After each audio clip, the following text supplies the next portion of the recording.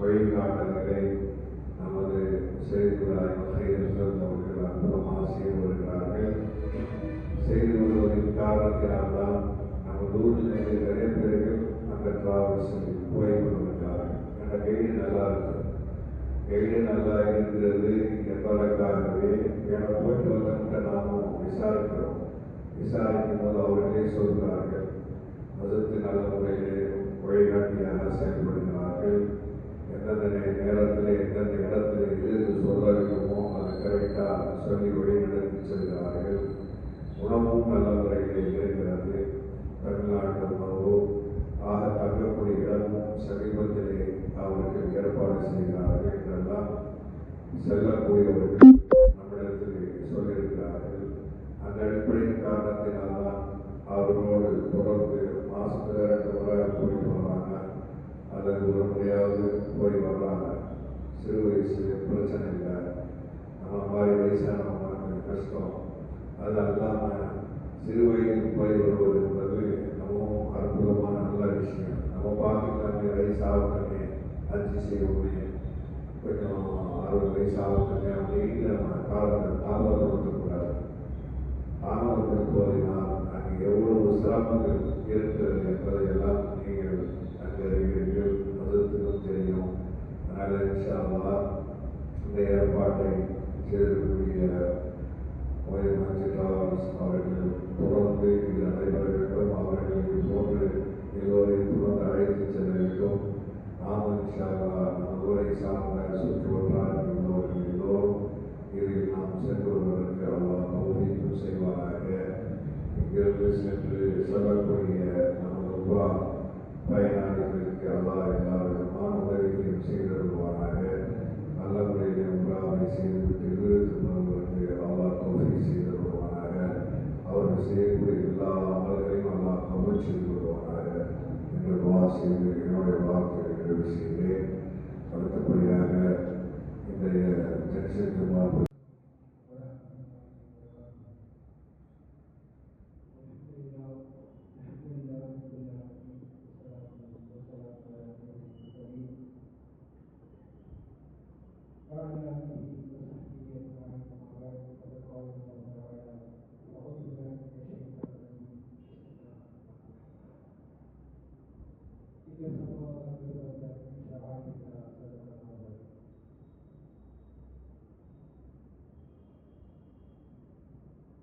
وقال رسول الله صلى الله عليه وسلم الغازي في سبيل الله والحافظ والمعتمر وفد الله العام آدابه وآدابه وآدابه ذلك رسول الله صلى الله عليه وسلم. இந்த நிகழ்ச்சிக்கு கலந்து கொண்டு சிறப்பிற்குரிய கடலூர் மாவட்ட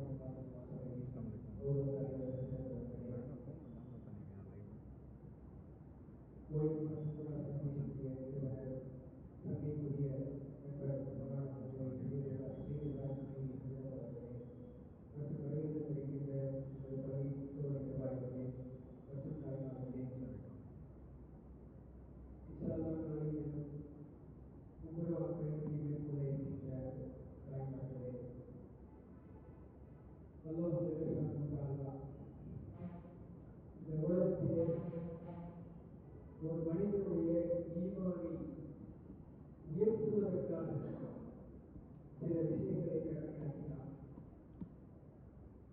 ஈமானில் ஊட்டி வர வேண்டும் என்பதற்காக உள்ளத்தில் அல்லாஹ்வுடைய உழைப்பாடு நிரப்பமாக இருக்க வேண்டும் என்பதற்காக சில கடமைகளை எல்லாம் கடமையாக்கினார். இந்த வரிசையில் கடமையாக்கப்பட்ட அமல்கள் தான் ஹஜ் உம்ரா. திருக்குறானிலே அல்லாஹ் சொல்லுவான், சஃபா மர்வா கூட்டுவதும் அல்லாஹ்வுடைய ஒரு அடையாள சின்னம் என்று அல்லாஹ்வுடைய சிறந்த அடையாள சின்னம். அல்லாஹ்வுடைய சிறந்த அடையாள சின்னமாக ஏன் அது மாறியது? இன்று ஹஜ்ஜை நிறைவேற்றக்கூடிய உம்ராவை நிறைவேற்றக்கூடிய ஆதிமார்கள் அந்த சபாவுக்கும் பருவமும் இடையிலே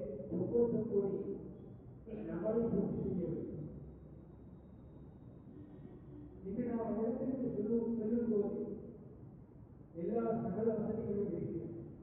நாம் தங்குவதற்கு இடம் இருக்கிறது, உண்ணுவதற்கு உணவு இருக்கிறது, குடிப்பதற்கு தண்ணி இருக்கிறது. நாம் சொகுசாக தங்குவதற்கும் வாழ்வதற்கும் எல்லா வசதிகளும் இருக்கிறது. அந்த வசதிகளோடு அந்த சஃபா மருவா குன்றுகளை நாம் அங்கே சாய் செய்கிறோம். ஏன் என்று சொன்னால், இந்த சாய் எப்படி உருவானது? எந்த வசதியும் இல்லாத ஒரு காலத்திலே ஒரு குடும்பம் அல்லாஹ்வின் நம்பிக்கை மண்ணில் கிடந்தது. உண்ண உணவில்லை, தண்ணீர் இல்லை, தொட்டல் மண், பாலைவன மண், நிலம் கூட இல்லாத நிலை, ஒரு மரம் கிடையாது. அப்படிப்பட்ட இடத்திலே அல்லாஹ் ஒருவன் இருக்கிறான். அவன் ஒரு மார்க்கத்தை உருவாக்கி இருக்கிறான்.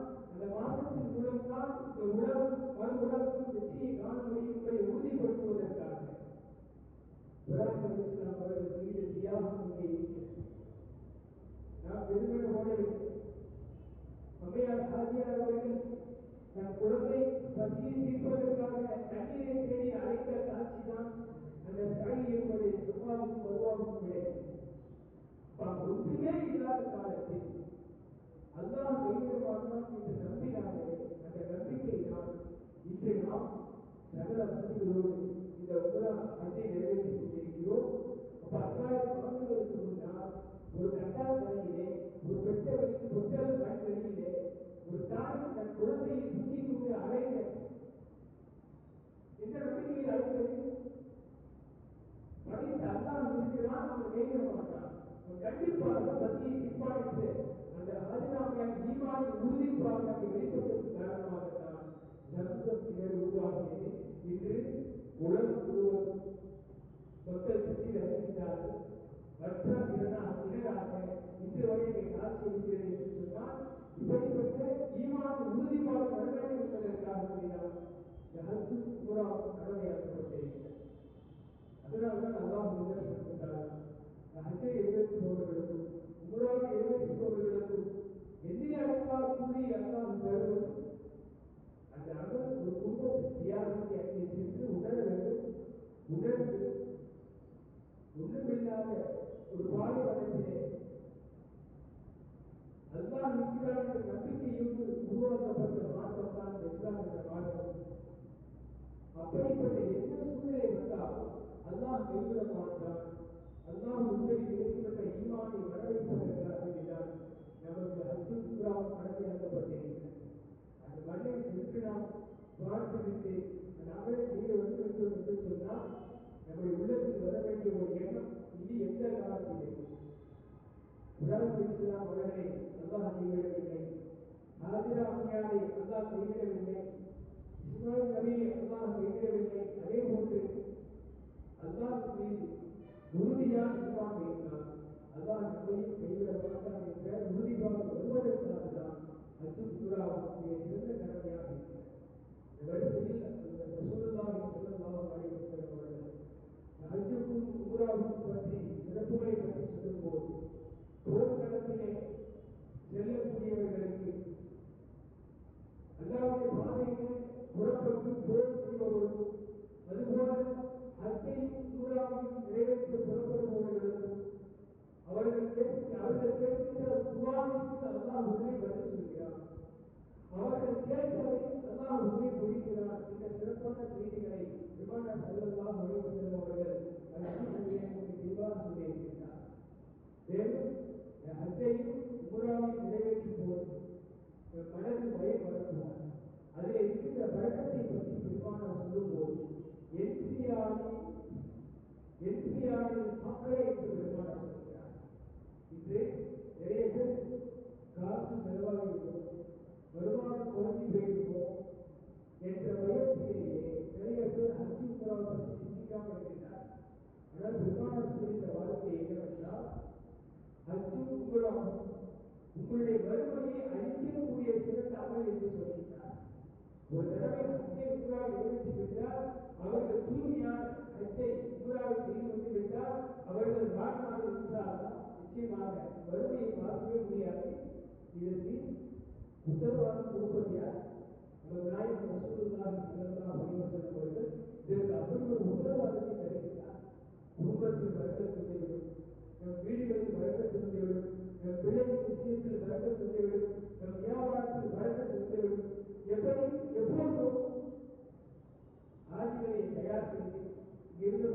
போகும்போது அல்லாஹ் இப்படியே சொல்லி அனுப்புகிறான். இங்கிருந்து புறப்படும் போது நீங்க எதை கொண்டு போறீங்களே இல்லையோ தக்குவா என்ற ஒரு கட்டு சாதத்தை கொண்டு செல்லுங்கள் என்று அல்லாஹ் சொல்கிறார். நீங்க தக்குவாவோடு சென்று தக்குவாவோடு வாழுங்கள். நாம் மீதம் உண்டான எல்லா காலமும் அல்லாஹ் நம்மோடு இருப்பான். அல்லாஹ் உதவி எல்லா நேரத்திலும் வந்து சேரும் என்ற நிறைய சிறப்புகள் இருக்கிறது. ஆக அதற்கான நேரங்கள் குறைவாக இருப்பதால் இன்ஷா அல்லாஹு தஆலா இந்த ஹஜ்ஜுக்கும் உம்ராவுக்கும் அல்லாஹ் ரப்பல் ஆலமீன் என்னென்ன சிறப்புகளை என்னென்ன நற்கூலிகளை வைத்திருக்கின்றார்களோ அது அனைத்தையும் இன்ஷா அல்லாஹ் இங்கிருந்து நாளை தினம் புறப்படக்கூடிய உம்ராவை நிறைவேற்ற புறப்படக்கூடிய தங்கள் அனைவருடைய அமல்களை அல்லாஹ் கபூல் செய்திடவும், தங்கள் சிறப்பான முறையிலே அமல் செய்வதற்காக அல்லாஹு தஆலா உடல் ஆஃபியத்தையும் சலாமத்தையும் இந்த ஆயுளையும் தந்தருளவும் நாங்கள் துஆ செய்கிறோம். எல்லாம் வல்ல அல்லாஹ் ரப்பல் ஆலமீன் நாம் கேட்டதின்படியும் சொன்னதின்படியும் அமல் செய்யும் பாக்கியத்தை தருவானாக. இன்ஷா அல்லாஹ் நாளை புறப்படக்கூடிய இந்த சகோதர சகோதரிகள் மூலமாக அவர்கள் துஆவின் மூலமாக வரும் காலங்களிலே நாம் அனைவருக்கும் அல்லாஹு தஆலா ஹஜ்ஜையும் உம்ராவையும் நிறைவேற்றும் பாக்கியத்தை தந்தருள்வானாக. வாஹிரு தஅவானா வல்ஹம்துலில்லாஹி ரப்பில் ஆலமீன். அஸ்ஸலாமு அலைக்கும் வரஹ்மத்துல்லாஹி வபரகாத்துஹு.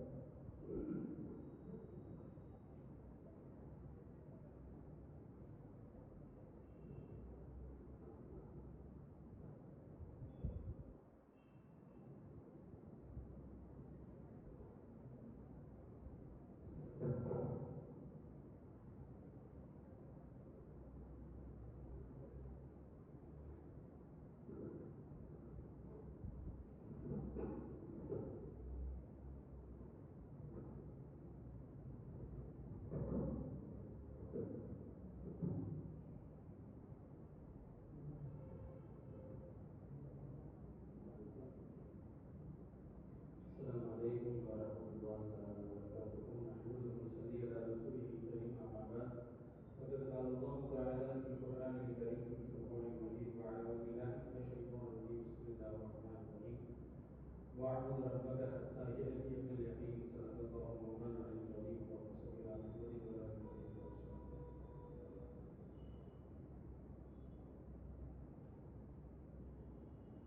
கண்ணியத்திற்கும் பெருமைக்கும் உரித்தான இந்த வழிகாட்டுதல் நிகழ்ச்சியை தலைமையேற்று நடத்தி கொண்டிருக்கும் ஹஜ்ரத் பெருமை அவர்களே, ஹஜ் உம்ராவுடைய விளக்கங்களை அனுபவம் இல்லாமல் பயானாக மட்டும் வருத்தத்தோடு சொல்லிவிட்டு அமர்ந்திருக்கின்ற நண்பர் அவர்களே, அவர்களுடைய நிறைவான அவர்களுக்கும் வருகை தந்திருக்கூடிய வருங்கால ஆகியர் அனைவரையும் அவன் புறத்திலிருந்து ஒப்புக்கொள்ளப்பட்ட ஆகியதான் அல்லாஹ் ஆகி வந்திருக்கிறானாக. தெரிந்திருக்கிறவர்களே, ஹஜ் உம்ராவுடைய நிகழ்ச்சி அல்லாஹ்வுடைய விருந்தாளிகளை வழியனுப்புவதற்காக தேர்ந்தெடுக்கப்பட்ட சொற்ப நபர்கள். அதை அவங்களே சொல்லிட்டாங்க. என்னன்னா, ஆளுக்கு கம்மியா இருக்கிறீங்க, வேற யாருக்கு நம்ம கூட யார் கூட இருக்குங்க எனக்கு தெரியுதா? எனக்கு என்ன வருத்தம்னா, அல்ஹம்துலில்லாஹ் இருக்கிறாங்க. கொஞ்ச நேரத்துல அங்கிருந்து உற்பத்தி போட்டார். ஒரு 50 பேருக்கு டீ பிஸ்கட் சொல்லியிருக்காரு. எந்த மனக்கு கொண்டு டீ கொடுத்து எந்த மனக்கு பிஸ்கட் கொடுக்க முடியும்? அப்ப இதோட என்னன்னா, ஒரு தெரியும் போராட்ட போயிட்டு வரட்டும் அப்படிங்கிற மாதிரி ஒரு காலத்து அடிக்கடி எல்லாம் போறாங்கல்ல, நம்ம போய் என்ன போய் புதுசா என்ன பார்க்க போறோம் அப்படின்னு நினைக்கிறாங்க. ஹஜ் உம்ராவுக்கு போறவங்களை பார்த்து பிரதானி சொல்றாங்க, அவர்களுடைய எஃபெக்ட் என்னன்னு கேட்டா, அவங்கள்ட்ட போய் அவங்க எங்களுக்காண்டி பாவம் பண்ணிருக்கேன்னு சொல்லி விட்டுருந்தா நல்லா என்ன பண்றான், அவங்களையும் பண்ணிக்கிறான். அவங்க யாரெல்லாம் பாவம் பண்ணிக்கிறோம் அவங்களையும் பண்ணிட்டாங்க. இந்த வாய்ப்பு கிடைக்கணும்ல. இவங்க போய் நல்லா மன்னிப்பு கேட்கறாங்க, நல்லா மன்னிக்கிறான். அவங்க யாருக்கெல்லாம் கேட்கிறாங்களோ சல்லல்லாஹு ஆர்வம் பண்றாங்க, அல்லாஹ்வுடைய விருந்தாளியா இருக்கிறாங்க, அவங்க சாதாரணமா நினைக்காதீங்க. அது ஒப்புக்கொள்ளப்பட்டு விட்டது என்று சொன்னால் அல்ஹம்துலில்லாஹ், அவங்க அல்லாஹ்வுடைய அந்தஸ்து வேற மாதிரி. அப்ப அல்லாஹ்வுடைய விருந்தாளிங்கிற ஒரு நிலையில இருக்கும். அப்ப இப்ப மெயினா நம்ம சொல்ல வர்றதுன்னு கேட்டா, செல்லக்கூடியவர்களுக்கு ஏன்னா சிறப்புகள் நிறைய கேட்டிருக்கோம். செல்லக்கூடியவர்களுக்கு நம்ம சொல்ற அட்வைஸ் என்னன்னு கேட்டா, இப்ப நம்ம சாதாரண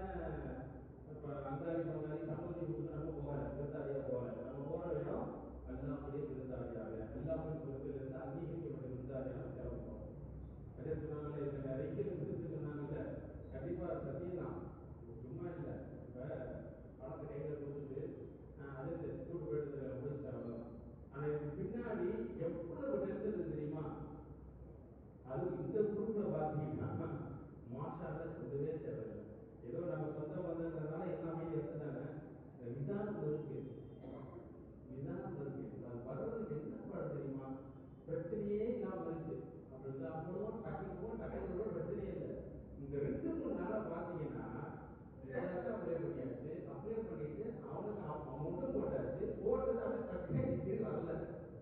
யார்ட்டையும் சொல்லல. தெரிஞ்சு அங்க எல்லாரும் திருப்பி என்ன டிக்கெட்டை காணும் சார், டிக்கெட் இன்னைக்கு நுகர்ற வரைக்கும் நானு இந்த இவரு எங்க கூட இருந்து நெருங்கிய வந்தவங்களுடைய நிலைமையை பார்த்தீங்கன்னா ரத்த கண்ணீர் தான்.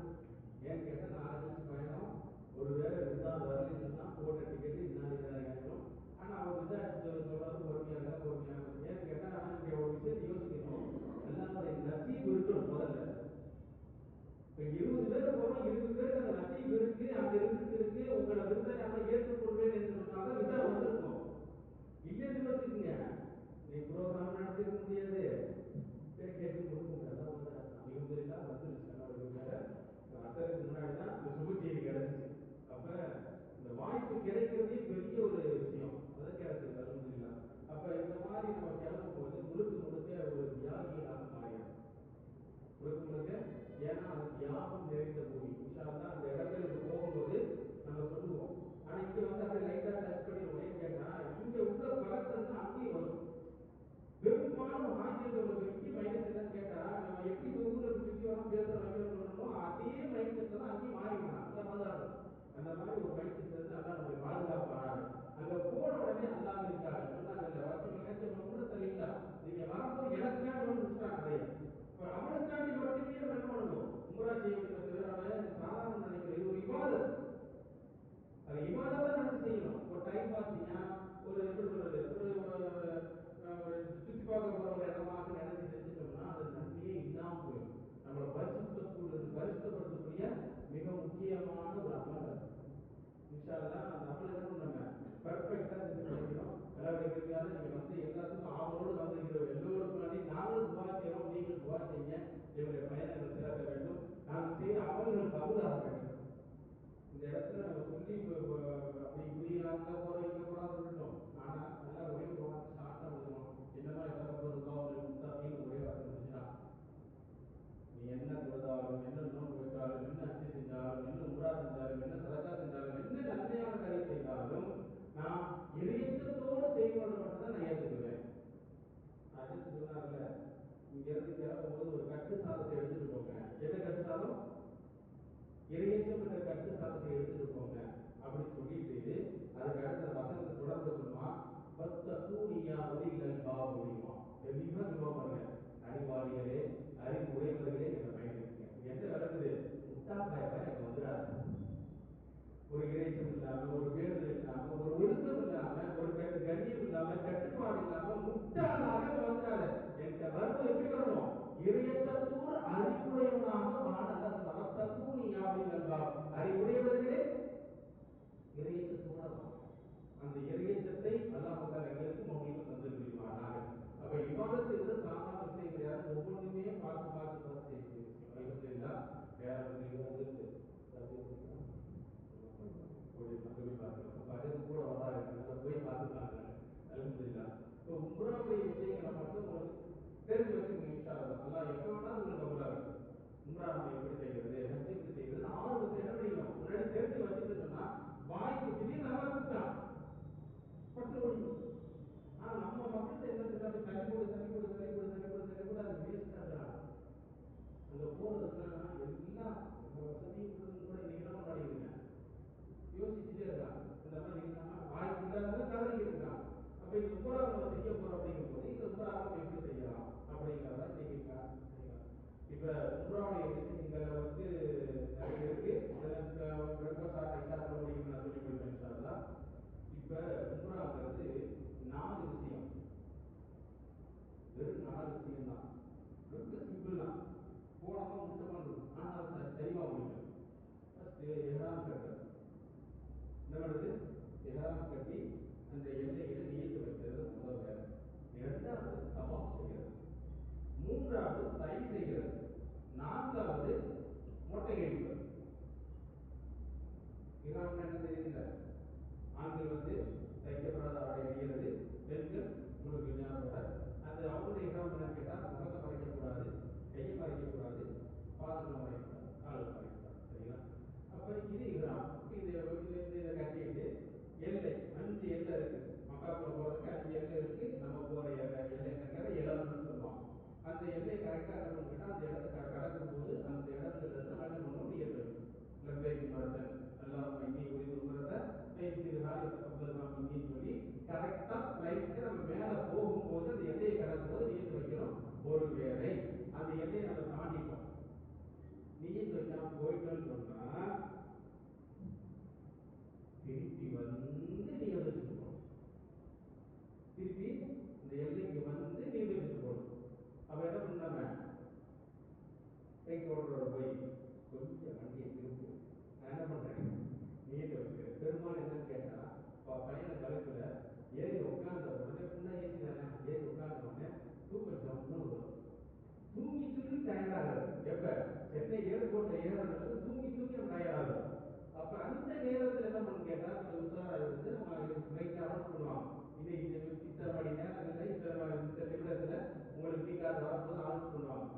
நேரத்தில் கரெக்டாக என்ன பண்ணுவோம் இன்ஷா அல்லாஹ் நியத்து வைக்கணும். இது உம்ராவுடைய முதல் அமல். எஹ்ராம் கட்டிடுவோம், கட்டிட்டு அந்த எல்லையில போய் என்ன பண்றோம், நியத்து வைக்கிறோம். ஒருவேளை அதை தாண்டி போயாச்சுன்னு சொன்னா பரிகாரமாக ஒண்ணும் இல்லை, அங்க போய் ஒரு ஆடு கொடுங்க, ஒரு ஆடு கொடுக்க சரியா போச்சு வேணாம் இல்லை. அப்ப நம்ம என்ன பண்ணணும் கேட்டா அந்த இடத்துல தொடர்ல தூக்க கட்டுறோம்னு சொன்ன அப்படித்தான் முடிச்சுட்டு உட்காந்துருக்கணும், எப்படா லோன்ஸ் பண்ணுவான் அப்படின்னு சொல்லி போனோம். டக்கு டக்குன்னு எல்லாத்தையும் எழுதி விட்டு வேகமா என்ன பண்ணுவோம், நியத்து சொல்லி கொடுக்குறோம். நியத்து சொல்லி கொடுத்த உடனே வரக்கூடியவர்கள் மிக முக்கியமான ஒரு வார்த்தையை மனப்பாடம் பண்ணிக்கணும், தல்பியா சொல்றது. தல்பியா சொல்றது லப்பைக் அல்லாஹும்ம லப்பைக், எல்லாம் சேர்த்து சொல்லிருங்க, அல்லாஹ் நசீப் வைக்கிறோம். லப்பைக் அல்லாஹும்ம லப்பைக் லப்பைக் லா ஷரீக லக லப்பைக் இன்னல் ஹம்த வன் நிஅமத லக வல் முல்க் லா ஷரீக லக். இந்த தல்பியா கஅபாவை பார்க்கிற வரைக்கும் உம்ராக்குடைய செய்யக்கூடிய ஒவ்வொரு நபர்களும் சொல்லக்கூடிய வார்த்தை. சரிங்களா? உம்ரா செய்யக்கூடிய ஒவ்வொரு நபரும் வழங்கக்கூடிய தல்பியா கஅபத்துல்லா பார்க்கிற வரைக்கும் தான் நமக்கு அமல். இப்ப நம்ம நியத்து வச்சுட்டு சொன்னா நம்ம எப்படி மாறிடும் கேட்டா ஒரு ஜனாசா மாதிரி மாறிடும். தேவையான தேவையில்லாத பேச்சு, பார்க்கறது, வைக்கிறது, போடுறது, லொட்டு எல்லாத்தையும் விட்டுட்டு பேசாம என்ன பண்ணும், தல்பியா மட்டும் சொல்லிட்டு ரப்பே உடைய ஆக்கி ஏற்று வந்துட்டு இருக்கேன், ரப்பே உன்னை பார்க்க வரேன் அப்படின்னா ரப்பே வரேன்னு சொல்லிட்டு நம்ம தல்பியா சொல்லி போட தேவைக்கு மட்டும் பேசிக் கொள்ளலாம். சரிங்களா? இன்ஷால்லா அந்த இஹ்ராமுக்கு முன்னாடி எப்படி ரெடியா இருந்தாலும் நான் கடைசியில் சொல்றேன். இப்போ உம்ராவை பற்றி தான் சொல்லிக்கிட்டு இருக்கேன். சரிங்களா? அப்புறம் போறோம், போன உடனே நம்ம ரூம் போய் பேர் லக்கேஜ்லாம் வச்சுட்டு அதுக்கப்புறம் என்ன பண்ணுவோம், அங்கிருந்து தல்பியா சொல்லிட்டே போவோம். எங்க போவோம், காபாவுக்கு போவோம், ஹரமுக்கு போவோம். அப்போ போகும்போது பாத்தீங்கன்னா அந்த முதல் பார்வை மிக முக்கியமான பார்வை, கஅபத்துல்லா பார்த்த உடனே கேட்கிற துவா, அதை மிஸ் பண்ணிடக்கூடாது. நிறைய பேர் பார்த்தீங்கன்னா அப்படியே அல்லாஹ் அக்பர் இத்தனை நாள் வெறும் கற்பனையில டிவியில அதுல இதுலயும் பார்த்தவங்க இதெல்லாம் கொஞ்சம் எஃபெக்ட் கம்மி. அது நீங்க டிவிலையும் பார்க்காத ஒரு காலம் போயிடுச்சு. எல்லாம் போயிட்டு சொல்லுவாங்க அப்படி இருந்துச்சு இப்படின்னு சொல்லுவாங்க. அந்த மாதிரி காலத்துல போகும்போது பாத்தீங்கன்னா ஒரு எஃபெக்ட் கொஞ்சம் நல்லா இருந்துச்சு. ஏன்னா பார்க்காதவங்க டக்குன்னு பார்த்த உடனே எப்படி இருக்கும், அவங்க அழுகிற அழுகையும் புலம்புற புலம்பும் நம்ம கட்டுப்படுத்த முடியாது. இதே பார்த்தீங்கன்னா சர்வசாதாரண யாருன்னு வெக்கெல்லாம் பட மாட்டாங்க. ரப்போட வீட்டை பார்த்த உடனே வர்ற அழுகையை நிப்பாட்ட முடியாது. அப்ப நம்ம கொஞ்ச நேரம் போய் விட்டோம்னா அந்த துவா செய்வோம். துவா செஞ்ச உடனே தவாஃப் அந்த உம்ராவுடைய இரண்டாவது விஷயம், முதல் இஹ்ராம் வச்சு நியத் வச்சாச்சு, நேரா வர்றோம், வந்ததுக்கப்புறம் காபாவுக்கு வந்தாச்சு. காபாவுக்கு வந்ததுக்கு பிறகு ஹஜ்ருல் அஸ்வத் நமக்கு தான் தெரியுமே, 6 மூலை இருக்கு, அதுல ஒரு இடத்துல ஹஜ்ருல் அஸ்வத் இருக்கு. அதுக்கு அடுத்து பார்த்தீங்கன்னா ருக்னே யமானி இந்த பக்கம் இருக்கும், அப்புறம் கஅபத்துல்லா வந்து சுற்றி இருக்கும். இப்போ ஹஜ்ருல் அஸ்வத்ல போய் நின்றுட்டு என்ன பண்ணணும்னு கேட்டா தவாஃபுக்காண்டி ஒரு நியத் வைப்போம். தவாஃபுக்காண்டி ஒரு நியத், யா அல்லாஹ் நான் வந்து உன்னுடைய பைத்துல்லாவை தவாஃப் செய்ய நாடுறேன், எனக்கு லேசாக வைக்குவாயாக, ஏற்றுக்கொள்வாயாக. தமிழையும் சொல்லித்தரேன், அரபிலையும் சொல்லித்தருவேன், தமிழையும் சொல்லித்தருவேன். அங்கே போய் இன்ஷா அல்லாஹ் சொல்லிக் கொடுக்கறதுக்காக ஒரு சின்ன குட்டி துவா, ஒரு சின்ன குட்டி துவா. அந்த குட்டி துவா ஓதி முடிச்சதுக்கு அப்புறம் அப்படியே நம்ம சுத்த ஆரம்பிப்போம். அப்படியே ஹஜ்ருல் அஸ்வத் ஆரம்பிச்சு அப்படியே சுத்தி வர்றோம். மூணாவது பகுதி வரும்போது ருக்னே யமானி இருக்கும். அந்த இடத்துக்கு வந்தோடனே ரப்பனா ஆத்தினா ஃபித் துன்யா ஹஸனா வ ஃபில் ஆখিরাতি ஹஸனத்தன் வ கினா அஸாபன்னார் அப்படி அந்த துவாவை எல்லாருமே ஓதுவாங்க. அப்ப நம்மளும் அந்த இடத்துல சேர்ந்து ஓதிக்குவோம். இப்போ இந்த 3 சுத்துல என்ன ஓதணும் அப்படின்னு கேட்டா மூன்றாம் கலிமா. மூன்றாம் கலிமா என்னது, நீங்க சொல்லக்கூடாதுங்க, பழக்க பசங்க வச்சுங்க. போறவங்களுக்கு மூன்றாம் கலிமா கன்ஃபார்மா தெரிஞ்சாகணும்.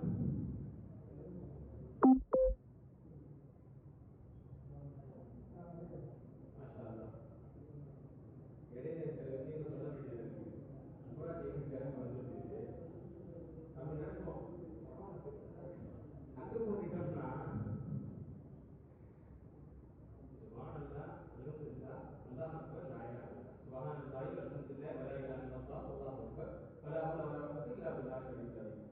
இது இன்ஷா அல்லாஹ் இதை கொஞ்சம் மனப்பாடம் பண்ணிக்கங்க. மனப்பாடம் பண்ணிக்கோங்க. சரிங்களா? 3 கலிமா சொல்லுவோம். இது இல்லாம எனக்கு அது கூட தெரியல தெரிஞ்சு அப்படிங்கிற ஆள்லாம் இருக்கிறாங்க. அல்லாஹ் பாதுகாக்கட்டும். அப்படி ஒருவேளை இருந்துச்சுன்னா இல்ல நான் எனக்கு இதை விட நிறைய தெரியும் அப்படின்னா நீங்க என்ன பண்ணலாம், குர்ஆன் ஓதலாம், திக்ர் செய்யலாம், ஸலவாத் ஓதலாம், இஸ்திக்பார் தேடலாம், என்ன அமல் செய்யணுமோ செய்யலாம். ஏதோ ஒரு அமல் செஞ்சுக்கிட்டே இருக்கணும். வாயில என்ன பண்ணணும், நம்மளுடைய நாவிலிருந்து ஏதோ ஒரு அமல் வெளிப்பட்டுக்கிட்டே இருக்கணும். இப்போ 3 பகுதி சுத்தி வருவோம், 4வது பகுதியில் மட்டும் ரப்பனா ஆத்தினா ஓதிடுவோம். சரிங்களா? அப்ப இது மாதிரி 7 சுத்து சுத்துவோம். சுத்தி முடிச்சதுக்கு பிறகு நேரா எங்க போயிடணும்னு கேட்டா மகாம் இப்ராஹிம் அப்படின்னு ஒரு இடம் இருக்கு. அந்த இடத்துக்கு பின்னாடி போய் 2 ரக்காத் சுன்னத் சொல்லணும்.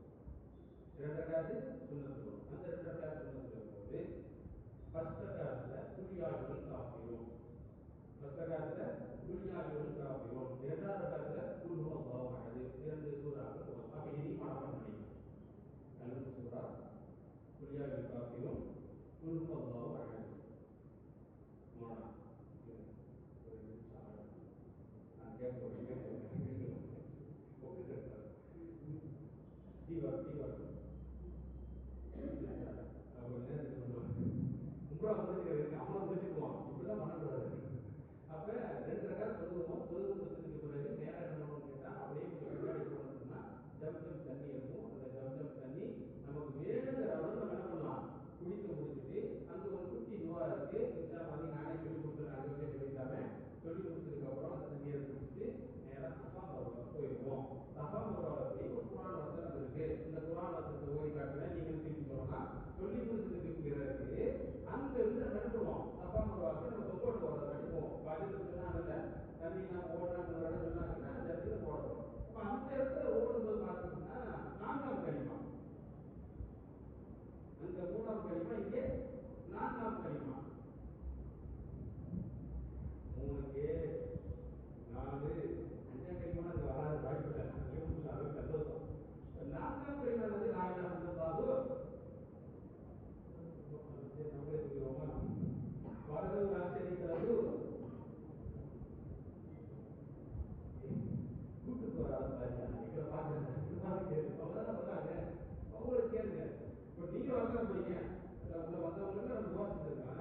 இப்போ 4ஆம் கலிமா என்ன படிக்கிறோம், கொஞ்சம் மனப்பாடம் பண்ணிக்கணும். இதெல்லாம் எளிமையாக நான் சொல்றேன்.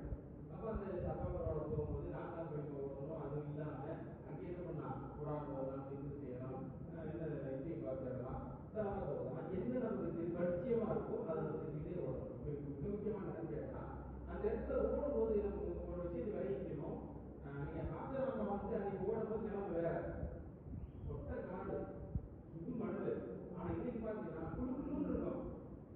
நம்மளுடைய அமல் எப்படி குழுக்குழுன்னு இருக்கும். அதே ஏன் ஜிங்கிட்டு இருக்கு, செருப்பு போட்டுப்போ அப்படின்னு கேட்கிற அளவுக்கு இருக்கு. சரிங்களா? அப்ப இப்படிப்பட்ட இடத்துல வந்து நமக்கு எப்படி இலகுவாய் கொடுக்கலாம். அது என்ன ஒரு வருத்தம்னா, இன்னைக்கு உங்களா செஞ்சாங்க, அவங்களுக்கும் நன்மை.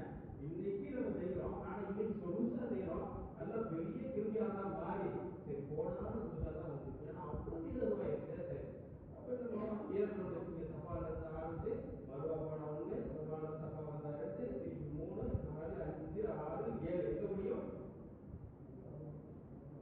மர்வால வந்துடும். முடிஞ்ச உடனே அப்படியே வெளியே வந்து ஒரு மொட்டையை போட்டுக்கணும்னு சொன்னா உம்ரா முடிஞ்சிருச்சு. ஈஸியா தானே இருக்கு. அப்படியே குடிநடியா போய் ஒரு 20 வருஷத்துக்கு அங்க ஒரு குடிநடியா போய் ஒரு 7 ரவுண்டு முடிச்சிருந்தோம்னா இது அந்த அங்கீகரித்து விட்டால் நாம் செய்த பாவத்தை எல்லாம் மன்னித்து விடுகிறான். நம்ம எவ்வளவு செஞ்சிருக்கோம் நமக்கு தான் தெரியும், பிரபுக்கு தெரியும். கொஞ்சம் நிஜமா செஞ்சு வச்சிருக்கோம். மாஷா அல்லாஹ் அல்லாஹ்வுக்கு இல்லாம இந்த வாழ்க்கையில் செய்த எல்லா பாவத்தையும் அப்புறப்படுத்தக்கூடிய விஷயம் எங்க நடக்கும்போது அங்க நடக்கும்போது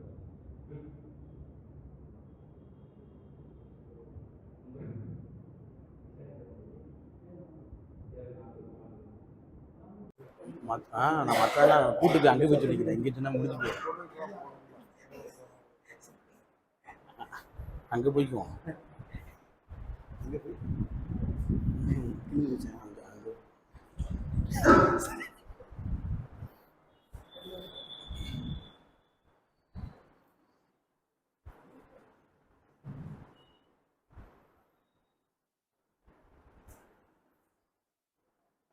உம்ரா முடிஞ்சா, டீ தான் முடிஞ்சா.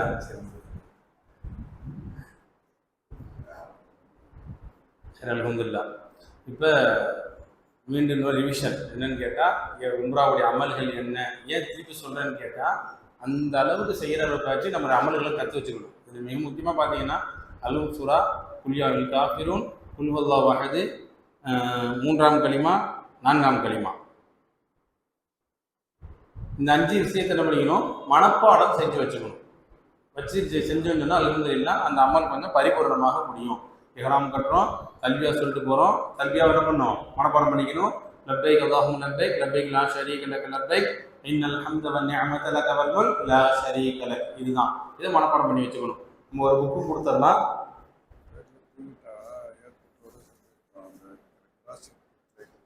ஆமாம். அது என்னன்னா, இப்போ நம்ம போகிறது கனெக்டிங் ஃப்ளைட்டு, டேரக்ட் ஃப்ளைட் கிடையாது. டேரக்ட் ஃப்ளைட்டு நமக்கு இப்போ இல்லை. சென்னையில் தமிழ்நாட்டிலேருந்து டேரக்ட் ஃப்ளைட்டு இல்லை, நிப்பாட்டிட்டாங்க. நம்ம கனெக்டிங் போகிறோம். இப்போ கனெக்டிங் போய்ட்டு பஹ்ரைன் போகிறோம். போயிட்டு அங்கே ஒரு 1.5 மணி நேரம் டைம் இருக்குது. நம்ம என்ன பண்ணுவோம், இறங்கி அங்கே இஹ்ராம் கட்டிக்கலாம். சரிங்களா? இப்போ இஹ்ராமுக்கு முன்னாடி நம்ம ரெடி ஆகிறது எப்படி அப்படின்னா, இங்கேருந்து வீட்டிலேருந்து கிளம்பும் போதே இஹ்ராமுக்குன்னு உம்ராக்குன்னு சொல்லி நியத்து வச்சு நல்லா பரிபூரணமாக குளிச்சிடணும். நெகத்தை வெட்டிடணும், மறைவான இடங்களில் முடிகளெல்லாம் அகற்றிடணும், சுத்தபத்தமாக குளித்து பெண்கள் தலை குளித்து நல்லா காய வச்சு என்ன பண்ணுவோம், நல்லா தொடச்சிட்டு ஒரு அந்த கருப்பு கலர் துணி கட்டுவாங்கல்ல, முடி தெரியக்கூடாது. மிக முக்கியமாக ஒன்று, முடி தெரியவே கூடாது. பொதுவாகவே பெண்களுக்கு முடி எப்பவுமே எங்கே தெரியக்கூடாது, அந்நிய ஆண்களுக்கு முன்னாடி தெரியவே கூடாது. இஹ்ராமுடைய நிலை இன்னும் பெறுதலாக இருக்கும். நீ நம்ம சர்வ சாதாரணமாக என்னன்னு கேட்டால் அப்படியே அசால்ட்டா அங்கே போகும்போது அப்படியே வருவாங்க, போனதுக்கப்புறம் என்னன்னு கேட்டால் அப்படியே அப்படி நான் சொல்கிறதில்ல, நம்ம ஊர் கதையை ஆகி போயிடும். இந்த காஸ்டியூம் மாறும், ஹிஜாப் மாறும், சால் மாறும், கலர் ஜிகின்னு போகிறது, அதெல்லாம் இருக்கக்கூடாது. அல்ஹம்துலில்லாஹ். அப்போ நம்ம போகும்போது நல்லபடியாக தலையை குளிச்சுட்டு தலை குளிச்சுட்டு நல்லபடியாக என்ன பண்ணோம், நல்லா தலையை தொடச்சிட்டு இஹ்ராம் நியத்து வச்சு என்ன பண்ணுறோம், துணியை கட்டிக்கிறோம். சரிங்களா? இஹ்ராம் உம்ராக்கள் குளிச்சிடறோம். ஆண்கள் அதேமாதிரி நல்லா குளிச்சுட்டு நல்லா சுத்தபத்தமாக குளிச்சுட்டு அத்தர் தேய்ச்சிக்கலாம். எல்லாம் முடிச்சதுக்கு அப்புறம் இஹ்ராமை கையில் எடுத்து வச்சுக்குங்க. இஹ்ராமை கையில் வச்சுக்கோங்க, ஹேண்ட் லக்கேஜ் கையில் வச்சுக்கோங்க, லக்கேஜில் போட்டுறக்கூடாது. நம்ம பஹ்ரைனில் போய் இறங்கி ஆடையை கழட்டிட்டு என்ன பண்ணுவோம், அங்கே இஹ்ராம் மாற்றிட்டு நம்ம கையில் வச்சுக்கணும். சரிங்களா? இதை வச்சுக்கிட்டு நம்ம 7 ஃப்ளைட் ஏறிடுவோம். அங்கே இஹ்ராம் கட்டின உடனே ஒரு 2 ரக்காத், இஹ்ராம் கட்டின உடனே பஹ்ரைன்லேயே நம்ம கூட்டு போய் பிரேயர் ஹாலில் கூட்டு போய் 2 ரக்காத் தொழுதுருவோம். தொழுது முடிச்சுட்டு என்ன போகிறோம், ஃப்ளைட் ஏறிடுவோம். ஃப்ளைட் ஏறின உடனே உட்காந்துருவோம். அந்த மீகாத் வரும்போது அதோட கிருபை இன்ஷா அல்லாஹ் இது வரைக்கும் மிஸ் ஆகலை, நல்லா மிஸ் ஆக்க மாட்டான். அந்த இடம் வந்தவொடனே மீகாத் வந்தவொடனே நான் என்ன பண்ணிடுவேன், நியத்தை சொல்லி கொடுத்துருவேன். சில பேர் என்னன்னு கேட்டால் இங்கே பஹ்ரைன்லேயே என்ன பண்ணுவான்னு கேட்டால் நியத்தை வச்சுருவாங்க. ஏன் அதுதான் பண்ணக்கூடாதுன்னு நாங்கள். அதனால முடிஞ்ச அளவுக்கு நம்ம பெர்ஃபெக்டாக முடிக்கலாம் ஒரு நியத்து ஏருக்கு வச்சுக்கலாம். இருந்தாலும் கூட நான் அங்கேயும் எழுதி சொல்லி கொடுத்துருவேன். ஏன்னா அங்கிருந்து தல்பியா சொன்ன ஆரம்பிக்கணும். இந்த இலையிலேருந்து தல்பியா சொல்லி தூங்கி முடிச்சு காமத்தில் போய் முடிச்சு பார்த்துட்டு ஐயே வந்துருச்சா தல்பியா போச்சே அப்படின்னு விட்டுறக்கூடாது. ஏன்னா வாழ்க்கையில நம்ம வாய்ப்பு எல்லாம் கொடுத்துட்டான், வீணடிச்சிடக்கூடாது. ஒவ்வொரு விஷயத்தையுமே பார்த்து பார்த்து பார்த்து பண்ணிட்டு வந்துடணும். இப்படி பண்றது இன்னொரு தடவை செய்வதற்கு ஒரு அங்கீகாரம் கிடைக்கும். நல்லா ஒருத்தப்பெல்லாம் செஞ்சுட்டோமா, நல்லா என்ன பண்ணலாம், சரி வா இன்னொரு வாட்டி வா, அது நல்லபடியாக செய்யறோமா இன்னொரு தடவை, அந்த வாய்ப்பு கிடைக்கும். ஏதோ போனோம் வந்தோம் செஞ்சோன்னு இருந்துச்சுன்னா யாருக்கு விருப்பம் இல்லாமல் போயிடும், அவனுக்கு விருப்பம்லாம் போயிடக்கூடாது. அப்போ அந்த நியத்தை வச்சு நம்ம போயிடும். சரிங்களா? அப்போ இந்த நியத்தை வச்சதுக்கு பிறகு பார்த்தீங்கன்னா நகை வெட்டுறதோ, முடி வெட்டுறதோ, நறுமணம் பூசுறதோ, அது மாதிரி வீண் பேச்சுகள் பேசுறதோ, தவறான பேச்சுகள் பேசுறதோ, கோல் பேசுறது, குறை சொல்றது, இந்த மாதிரி விஷயங்கள்லாம் அவாய்ட் பண்ணிடணும். அது மட்டும் இல்லாமல் அந்த எல்லைக்குள் நுழைஞ்சிட்டோம்னு சொன்னால் ஒரு சின்ன செடியை கூட நம்ம என்ன பண்ணிடக்கூடாது, ஹரமுடைய எல்லைக்குள்ள சின்ன பிடியை பிடிக்கிறக்கூடாது. அது மட்டும் இல்லாமல் வேட்டையாடுதல், அப்போ அந்த காலத்தில் இருந்துச்சு, எதை அதை பிடிக்கலாமே இதை பிடிக்கலாமே, அந்த மாதிரி இது பிடிக்கக்கூடாது. அது மட்டும் இல்லாமல் பார்த்தீங்கன்னா கீழே ஏதாவது பொருள் கிடந்தாலும் கூட எடுக்கக்கூடாது. மிக முக்கியம் இதுதான். ஹரமுடைய எல்லைக்குள்ள உங்கள் பொருள் விழுந்தாலும் எடுத்துக்கலாம். வேற ஏதோ ஒன்று கிடக்குது, விலை உயர்ந்த ஒரு பொருள் கிடக்குது, ஐயா யாரும் தெரியலையே அப்படின்னு சொல்லி என்ன பண்ணக்கூடாது, நம்ம எடுக்கக்கூடாது. கையில நீ தூக்கவே கூடாது. இது உச்சகட்டமா போனோம்னா காபாக்குள்ள தமாப் செய்யும் போதோ சை செய்யும் போதோ கீழே இருந்து எதை எடுத்துட்டீங்கன்னா, யாரோ தொலைச்சவங்க போய் கம்ப்ளைண்ட் கொடுத்தாங்கன்னா நீங்க எடுத்து நல்ல இடத்துல வச்சிருந்தாலும் உங்களை அழுத்து போயிடுவான், கூட்டு போயிடுவான். இப்போ போன குரூப்ல பாத்தீங்கன்னா ஒரு பேக்கு கொஞ்சம் ரியாலு பர்ஸு எல்லாம் வச்சு ஒருத்தர் மத்தாஃபில் தவாஸ் எடுத்துட்டு போட்டு போயிட்டாரு. அதை ஒருத்தர் எடுத்துட்டு என்ன பண்ணிட்டாரு, ஒரு நல்ல இடத்துல எடுத்துட்டு எங்க வந்துட்டாரு, ரூமுக்கு வந்துட்டாரு. அதை பார்த்து ஃபோன் பண்ணி கொடுத்துக்கலாமே.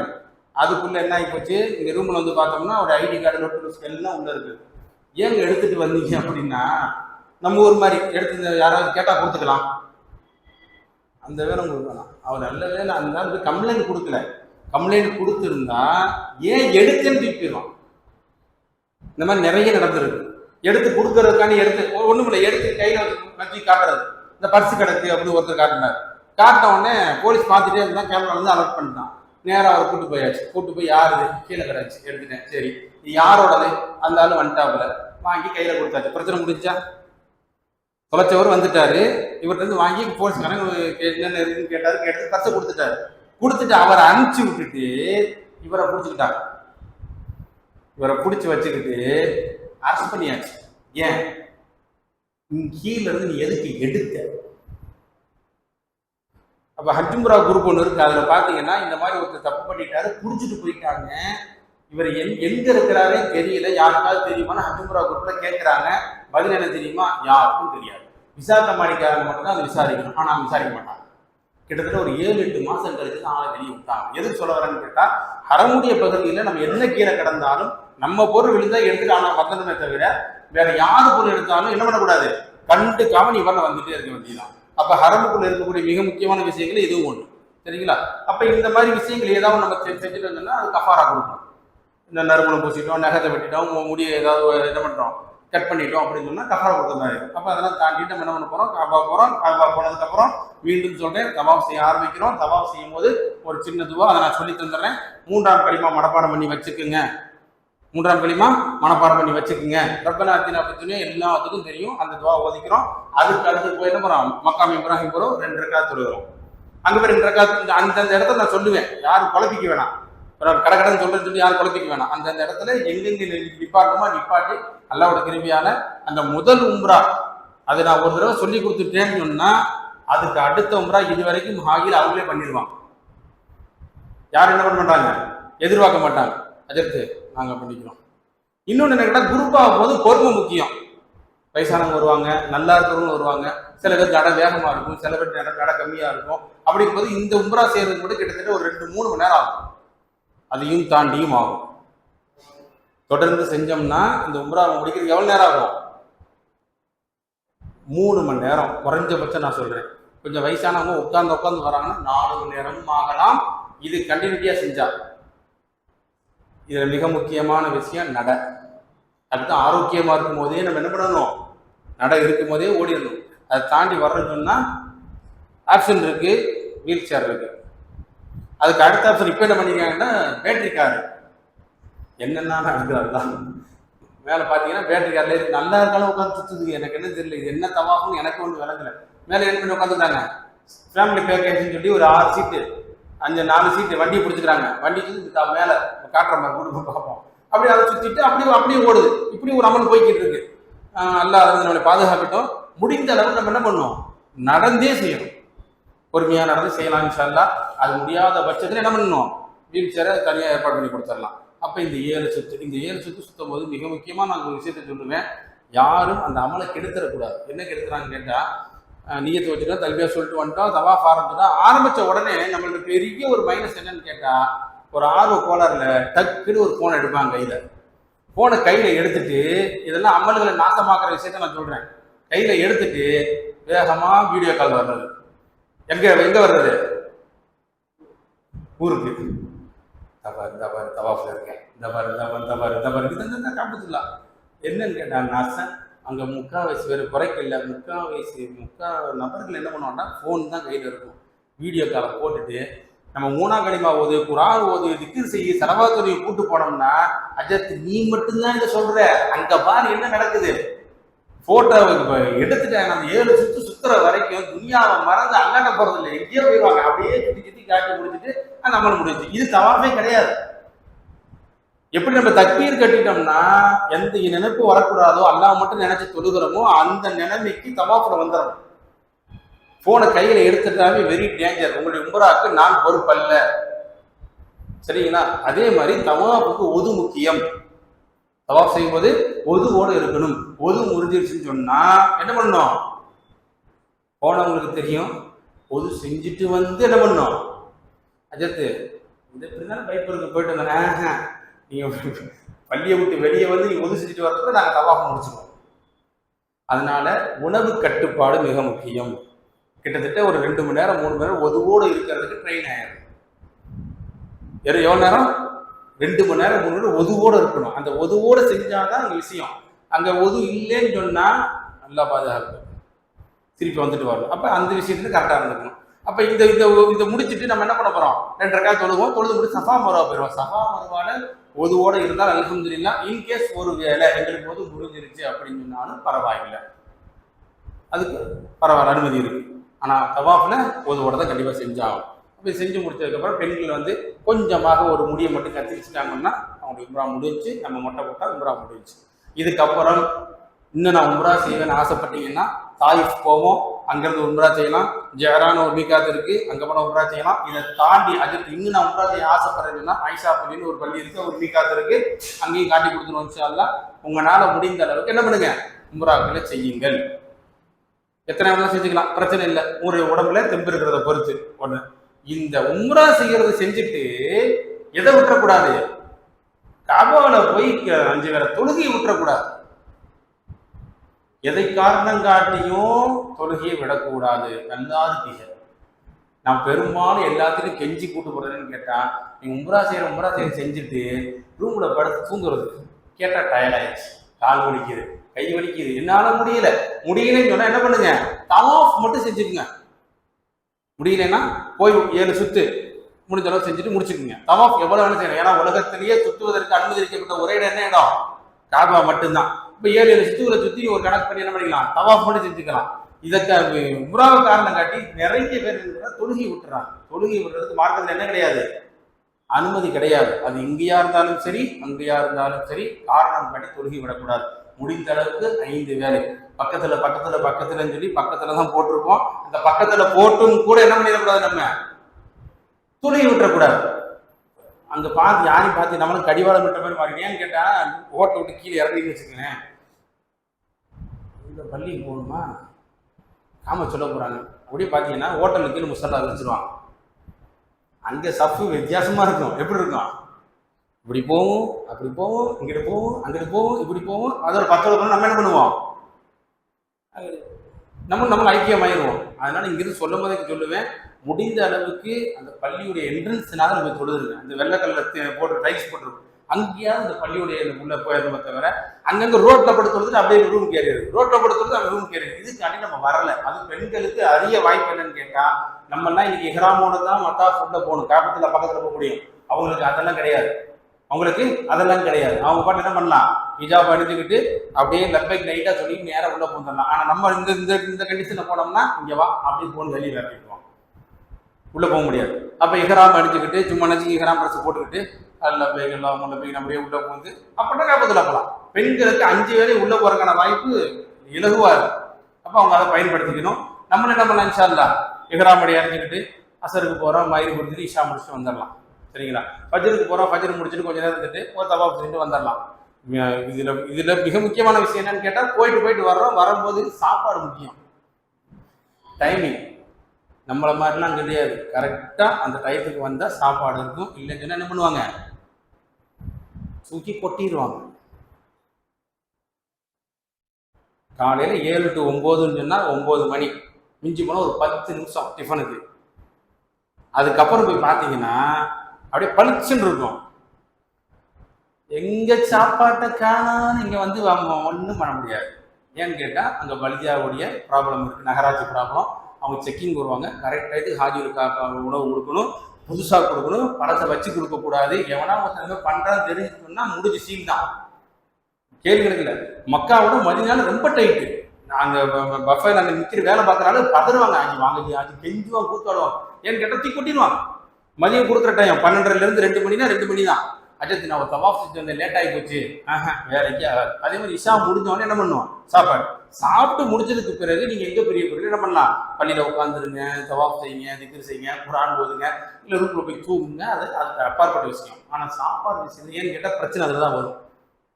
சாப்பாடு விஷயம் தான் என்ன, அது கொஞ்சம் அட்ஜஸ்ட் பண்ண மாட்டாங்களா அப்படிங்குவாங்க. அட்ஜஸ்ட் பண்ற இடம் அந்த இடம் கிடையாது. அப்ப அந்த விஷயம் என்ன பண்ணிக்கணும், நம்ம கொஞ்சம் உஷாரா இருந்துக்கணும். அதே மாதிரி இங்கிருந்து போகும்போது அல்லாவோட கிருபையால சாப்பாடுலாம் நல்லபடியாக தான் இருக்கும். நான் மீண்டும் சொல்லிக் கொள்வேன், சின்ன சின்ன குறைபாடுகள், பெருசா இல்லை, சின்ன சின்ன குறைபாடுகள் இருந்தாலும் கூட அதை என்ன பண்ணணும், நம்ம சபர் செஞ்சுக்கணும். ஆனா இந்த பொறுமையை தான் இந்த மக்கள் மெயினா இழந்துடுறாங்க. ஷைத்தான் மிக முக்கியமா நம்ம அமல்களை பாத்திலாக்குறதுல மிக முக்கியம் கேட்டா கோபத்தை உண்டாக்குறது. சாப்பாடு விஷயத்துல, எங்கேயாவது போறோம்னா அந்த விஷயத்துல ஒரு டைம் சொன்னால் அந்த டயத்துக்கு வராமல் போகிறது, இதெல்லாம் கிடையாது. அங்கே என்னன்னு கேட்டால் எல்லாமே பஞ்சுவாலிட்டி. இப்போ தியானத்துக்கு போகிறோம் அப்படின்னு சொன்னால் 8 மணிக்கு பஸ் வருதுன்னா நம்ம 7:45 வந்து உட்காந்து சேஃப்டி. ஏன்னு கேட்டால் நம்மள மாதிரி லட்ச நபர்கள் அன்னைக்கு கிளம்புவாங்க, பஸ்ஸில் போவாங்க வருவாங்க எல்லாரும். டிராஃபிக் போலீஸ் அப்படி நின்றுட்டே இருப்பான். டக்குன்னு என்ன பண்ணுவான், விரட்டி விட்டுருவான். விரட்டி விட்டுட்டாங்கன்னு சொன்னா நம்ம போய் அந்த பஸ்ஸை பிடிக்க முடியாது, அவ்வளோ முடிஞ்சு, அன்னைக்கு கதை முடிஞ்சு. இப்போ நம்மளால என்ன பண்ண தெரியுமா, நம்ம கல்யாணத்துக்கு கிளம்புற மாதிரி இந்த வருது இந்த வருது இந்த வருது இந்த இந்த 8 8 10 8 காலங்கும் போது அஸ்ஸலாமு அலைக்கும் போயிடும். அப்போ டைமிங்குடைய விஷயத்தில் நம்ம என்ன பண்ணணும்னா கொஞ்சம் பெர்ஃபெக்டாக இருந்துக்கணும். சாப்பாடு விஷயத்தில் உப்பு இல்லாமல் இருக்கலாம், வாய்ப்பு இல்லை, ஒருவேளை உப்பு இல்லையோ இதான் அது ஒரு பெரிய பஞ்சாயத்து முக்கியம் பாருங்க. அதனால பார்க்குறப்பல ஒரு பெரிய மண்ணுக்கட்டாக இருக்கும். என்னன்னா மக்காவை பொறுத்த வரைக்கும் ஸல்லல்லாஹு அலைஹி வஸல்லம் வாழ்ந்த காலத்தில் சாப்பாட்டுக்கெல்லாம் ரொம்ப ஹைஜீனிக்கெல்லாம் சாப்பிட கிடையாது. இப்போ போன குரூப்புக்கு முந்தின குரூப்பில் தான் உருவத்துக்கு ஜுபைர் ரலியல்லாஹு சொல்லி ஒரு சஹாபி, யார் கேட்டால் ஆயிஷானையுடைய சகோதரருடைய மகன், அக்காவுடைய பையன் உருவத்துக்கு ஜுபைர் ரலியல்லாஹு, அவங்க கோட்டைன்னு சொல்லி ஒரு இடத்துக்கு கூட்டு போனான். அப்பயே ஹைஜீனிக்காக இருந்திருக்கார் அவர், கொஞ்சம் பக்கீஸ், அதாவது பெரிய ஒரு ஆலிம்னு வச்சுக்கோங்களேன், ஒரு பெரிய கோட்டை. அவர் அவருடைய காலத்தில் ஒரு விருந்து வச்சாராம். விருந்து வச்சு பார்த்தீங்கன்னா இன்னைக்கு மாதிரி நல்லா பலதரப்பட்ட உணவுகள். இப்போ ஆயிஷானை வந்தாங்க, வந்த உடனே அதை பார்த்துட்டு அழுக ஆரம்பிச்சிட்டாங்க. அந்த உணவுகள் வைக்கிறத பார்த்து அவங்க அழுக ஆரம்பிச்சிடறாங்க. அழுக ஆரம்பிச்சுன்னா ஏன் அழுகுறீங்க, என்னாச்சு, உங்களை விருதுக்கு தானே கூப்பிட்டு சொன்னோடனே அவங்க சொன்ன வார்த்தை, அல்லாஹ்வுடைய தூதர் ஸல்லல்லாஹு அலைஹி வஸல்லம் அவர்கள் வாழ்கின்ற காலத்தில் இத்தனை உணவுப் பொருட்களை ஒன்று சேர்ந்து சாப்பிட்டது கிடையாது அப்படின்னு அழுதாங்க. இரண்டு உணவுகளை ஒன்று சேர்த்து ரசூலுல்லாஹி ஸல்லல்லாஹு அலைஹி வஸல்லம் சாப்பிட்டது கிடையாது. நம்ம இன்னைக்கு ஒரு இடத்துல உட்காந்துட்டோம்னா வெஜ் ஒன்று, நான்வெஜ் ஒன்று, சாம்பார் ஒன்று, கரிசாலா ஒன்று, ரசம் ஒன்று, மோர் ஒன்று, தயிர் ஒன்று, அது இல்லாம ஒரு அப்பளத்தை வை, கூட்டை வை, பொயிர் வை, எல்லாம் வச்சாலும் என்ன பண்ணுங்க, அது போடலையா அப்படி. எதுக்கு சொல்றேன்னா, நம்ம என்னதான் செஞ்சாலும் ஆதமுடைய மகனாச்சே, ஒண்ணும் பண்ண முடியாது. ஏன்னா ரசூல் ஸல்லல்லாஹு அலைஹி வஸல்லம் வாழ்ந்த பூமி, அவங்க அப்படிதான் வாழ்ந்துட்டு போனாங்க. ரெண்டு விஷயத்தை, 2 ஐட்டம் ஒன்னா சாப்பிட்டது இல்லையா காலத்துல அப்படின்னா, அந்த ஊருக்கு போகும்போது கொஞ்சமாவது நம்ம என்ன பண்ணணும், அந்த சுண்ணாமான அந்த வாழ்க்கையில நம்ம மாறிக்கணும். அதை நான் விளையாட்டுக்கு சொல்லுவேன், ஸல்லல்லாஹு அலைஹி வஸல்லம் வாழ்க்கை மாதிரி ஒரு 14 நாட்கள் வாழ்ந்து பார்க்கலாமான்னு கேட்டா யாராவது பேக்கேஜ் வருவாங்களா? யாருக்கும் 2 ஐட்டம்லாம் கிடையாது, ஒரே ஐட்டம் தான். சப்பாத்தியை சுட்டு ஒரு வாரத்துக்கு அதையே எடுத்து தருவேன், கூட வருவாங்களா? இங்கிருந்து போவோம், இன்னைக்கு சொகுசாகி போச்சு, அன்னைக்கு மாதிரி மூட்டை முடிச்சுக்கிட்டு கட்டிக்கிட்டு நம்ம பொடி நடை நடந்து போயிடுவோம். ஒரு பேக்கேஜ் போடுவோம், ஒரு 20,000 30,000 போவோம். அப்படியே மெதுவாக அப்படியே நடந்து போனோம்னா நம்ம போயிட்டு வந்தோம்னா வருவோமா? மக்கா மதீனா ஹிஜ்ரத்து போனாங்க, ரசூலுல்லாஹ் போன மாதிரி நம்மளும் ஹிஜ்ரத்து போவோம், நடந்தே போவோம், வருவாங்களா? ஸல்லல்லாஹு அலைஹி வஸல்லம் தான் வாழ்ந்தாங்க, இதான் சுன்னத்து. நம்ம அந்த மாதிரி வாழ்ந்து வாழ முடியுமா இன்னைக்கு? யாராவது வருவாங்களா? இது ஊசி எதாவது ஆகி போச்சு. அப்ப இவ்வளவு சலுகைகள் கொடுத்தும் கூட நம்ம மக்கள் என்ன வேணா திருப்தி அடைய மாட்டேங்கிறாங்க. அதான் சொல்றேன், அதெல்லாம் துனியாவை தூர போட்டுறணும். நம்ம அல்லாஹ்வுக்காண்டி போறோம். நம்முடைய பயணம், இந்த பயணம் இறுதி பயணமாக இருக்கலாம். நான் தான் சொல்றேன்ல, இந்த அணிகிற இஹ்ராம் நமக்கு நாமே அணிகிற கஃபன். சாதாரண ஒண்ணு விஷயம் இல்லை. உங்களுக்கு நீங்க என்ன பண்ணிக்கிறீங்க, கஃபன் அணிஞ்சிட்டு தான் வரப்போறீங்க. அப்ப கஃபன் அணிந்த ஒரு மையத்தை ஏதாவது செய்யுமா, பேசுமா, செல்போன் பார்க்குமா, புறம் பேசுமா, கோல் சொல்லுமா, எவனையா வம்புழுக்குமா, என்ன பண்ணும்? என்னங்க பண்ணும்? ஒரு மையத்தை என்ன பண்ணும்? கஃபனிடப்பட்ட மையத்தை என்ன பண்ணும்? ஏதாவது பண்ணி பார்த்திருக்கீங்களா? அப்ப அந்த நிலைமையில தான் அல்லாஹ் நம்மள அந்த வர சொல்றான். எதுக்கு இஹ்ராம் கொடுத்து எதுக்கு அதை அடைஞ்சிட்டு வான்னு சொல்றான்? சும்மா வந்துருப்போன்னு சொல்லிடலாம் இல்ல. இஹ்ராம் கொடுத்து இந்த ஆடையை கொடுத்து இப்படிதான் வரணும், இப்படிதான் செய்யக்கூடாது. ஏன்னு கேட்டா, மையத்துக்கு என்ன செய்ய முடியாதோ அந்த மாதிரி பரிசுத்தமா ஒண்ணும் இல்லாம வா. துனியாவோட மோகம் இருக்கக்கூடாது, நியத்து மாறிடக்கூடாது. கொஞ்சம் கூட மாறிட்டாலும் நாளைக்கு மறுமையில போய் நிற்கும் போது 2025 செப்டம்பர் மாசம் உம்ரா கூட்டு போனீங்க, அந்த நன்மையை லிஸ்ட்ல காணமேன்னு சொல்லி யாரும் பிடிக்க கூடாது. எங்க உம்ராவை காணோம், போயிட்டு தானே வந்தோம், காணமே அப்படி சொல்லி யாரும் பிடிக்க கூடாது.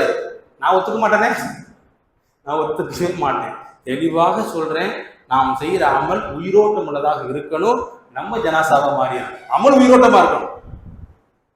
இஹ்ராம் கழிஞ்சதுக்கு பிறகு அல்ஹம்துலில்லாஹ் அதே மாதிரி பேணுதல் முக்கியம், ரொம்ப முக்கியம். பேணுதல் கண்ணியமாக இருக்கணும். ஸல்லல்லாஹு அலைஹி வஸல்லம் வாழ்ந்த பூமி எது, அது மதீனாவுன்னு போயிட்டா சொல்லவே தேவையில்லை. ரொம்ப பேணுதலா அமைதியா, என்னதான் கோபக்காரராக இருந்தாலும் அந்த இடத்துல என்னவாயிடணும், அமைதியாக மாறிடணும். இதுதான் நாம் அமல் அங்கீகாரம் பெறுவதற்கான மிக முக்கியமான விஷயம். சரிங்களா? இப்போ அங்கே போயிட்டு எதுக்கு எடுத்தாலும் நான் சைஞ்சை பெரும்பாலும் பார்த்தீங்கன்னா இங்கே கூட நான் ஏதாவது பேசிக்கிறேன், கோவம் வரும், இல்லைன்னு சொல்ல வரல, போய் சொல்லல, பேசுவேன், நல்லா பேசுவேன். ஆனால் அங்கே போயிட்டு பார்த்தீங்கன்னா அது அல்லாவுடைய கிருபை. ஒரே ஒரு வார்த்தை தான் ஹாஜிக்கு சொல்லுவேன், கோவப்படாதீங்க, அடுத்து வர்ற நசீப் இல்லாமல் போயிடும். நான் படமாட்டேன், நீ என்ன வேணாலும் பேசு, என்ன வேணாலும். ஒன்றும் இல்லை, சாப்பிட்டுட்டு இருக்கிறோம், ஹரம் ஜியாரா அப்படின்னு சொல்லிட்டு மக்கா பள்ளியை சுற்றி நடந்து தான் போகணும்.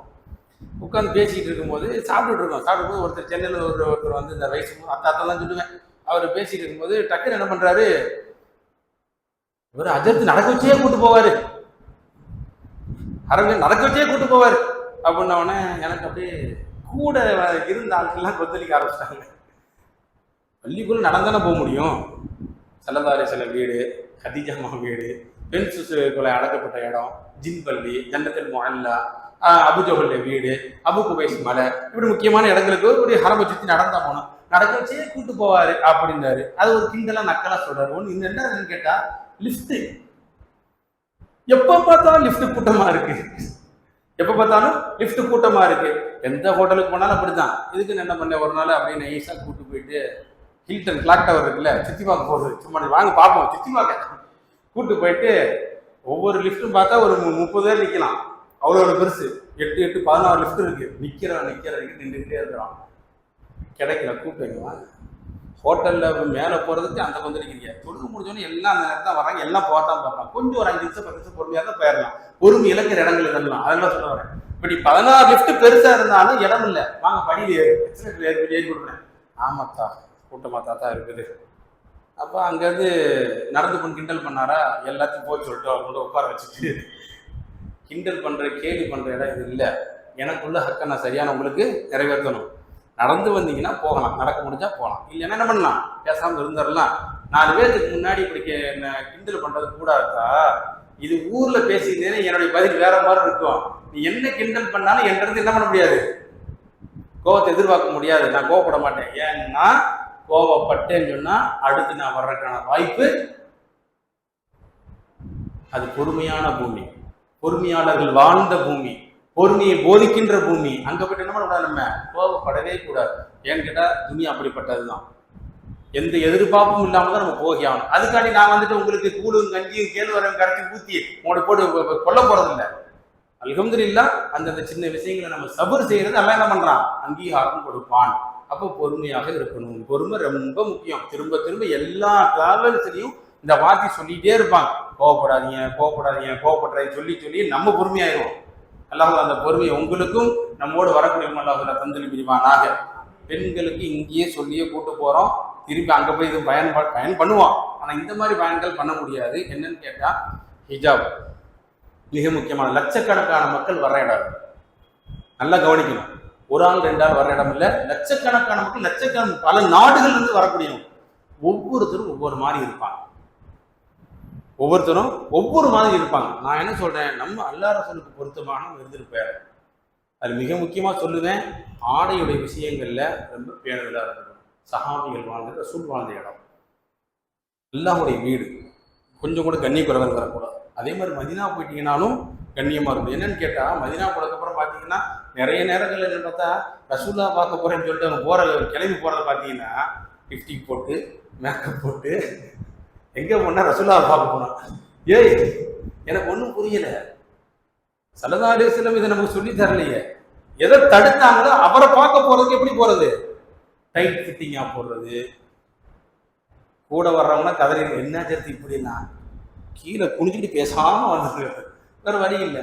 அவ்வளவு மோசமான நிலைமையில அதை சொல்லி கூட்டு வராங்களா சொல்லாமல் கூட்டு வராங்களா, எப்படி அனுமதிக்கிறாங்க இன்னும் வரைக்கும் புரியல.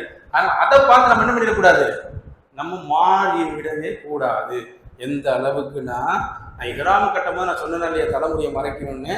இது பொதுவான சட்டம் பெண்களுக்கு. இந்த விஷயத்தை மட்டும் சொல்லி முடிச்சிடறேன். இதெல்லாம் வந்து அங்கே நடக்கிற மைனஸ், அது மாதிரி இருந்துடக்கூடாது சொல்ல வரேன். இப்போ ஸல்லல்லாஹு அலைஹி வஸல்லம் மேராஜ் போயிட்டு வந்தாங்க. மேராஜ் போயிட்டு வந்துட்டு ஃபாத்திமா நாயை கூப்பிடுறாங்க, கூப்பிட்டு வச்சு ஒரு அட்வைஸ் பண்ணுறாங்க. அந்த அட்வைஸ் பண்ணிக்கிட்டு இருக்கும்போது சொர்க்கம் நரகம் இதெல்லாம் பார்த்துட்டே வந்தேன் அப்படின்னு சொல்லிட்டே இருந்தாங்க. சொல்லிட்டே வரும்போது நரகத்தில் பெண்கள் அதிகமாக பார்த்தேன் அப்படின்னா, பெண்கள் அதிகமாக பார்த்தேன்னு சொல்லிட்டு சொன்னாங்க. ஃபாத்திமா நாயை கேட்டாங்க, ஏன் பெண்கள் அதிகமாக நரகத்தில் பார்த்தீங்க? அது ஒரு கூட்டம். அந்த ஒரு கூட்டம் பார்த்தீங்கன்னா நிர்வாணமான முறையில் தலையிலாக தொங்கவிடப்பட்டு அதாவது செய்யப்பட்டு இருந்தாங்க அப்படின்னா.